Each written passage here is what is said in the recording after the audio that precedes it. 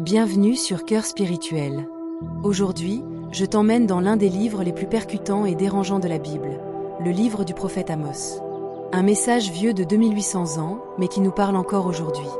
Amos n'était pas prophète de métier. C'était un berger, un cultivateur de sycomores. Un homme simple. Dieu l'envoie prêcher au royaume d'Israël au 8e siècle avant Jésus-Christ, à une époque de grande prospérité économique, mais aussi d'énormes inégalités sociales.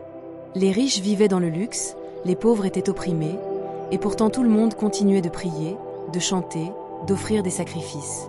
Pour Amos, c'était de l'hypocrisie pure. Son livre est court mais puissant. Je te dévoile les grandes lignes. Amos commence par condamner les nations ennemies d'Israël. Tout le monde applaudit. Mais ensuite, il se retourne contre Israël. Vous êtes encore pire.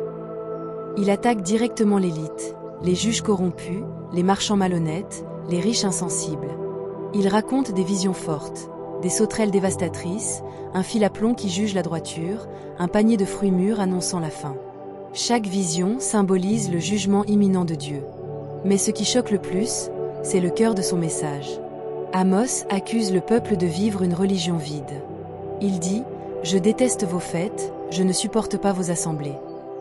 Je n'écoute pas vos chants. » Ce que Dieu veut vraiment, que la justice jaillisse comme un torrent, que le droit coule comme un fleuve intarissable. En d'autres mots, pas de belle cérémonie si elle ne s'accompagne pas de justice pour les plus faibles. C'est un message incroyablement moderne. On vit encore dans un monde d'inégalité, où la foi peut devenir un spectacle sans engagement réel. Amos nous provoque. Est-ce qu'on vit vraiment ce qu'on proclame? Est-ce qu'on se soucie des pauvres, des opprimés? Mais le livre ne finit pas sur la condamnation. À la fin, Dieu promet « Je relèverai la maison de David ». Il annonce la restauration, la paix, l'abondance. Même après la justice sévère, il reste l'espérance. Si on revient à Dieu, si on revient à la justice, il y a un avenir. Merci d'avoir pris ce temps pour méditer sur Amos avec moi sur Cœur Spirituel. Que ce message te pousse à chercher la justice et la paix autour de toi. Abonne-toi pour qu'on continue ensemble ce chemin spirituel et n'oublie pas de partager cette vidéo à ceux qui en ont besoin. Que Dieu t'éclaire et te garde.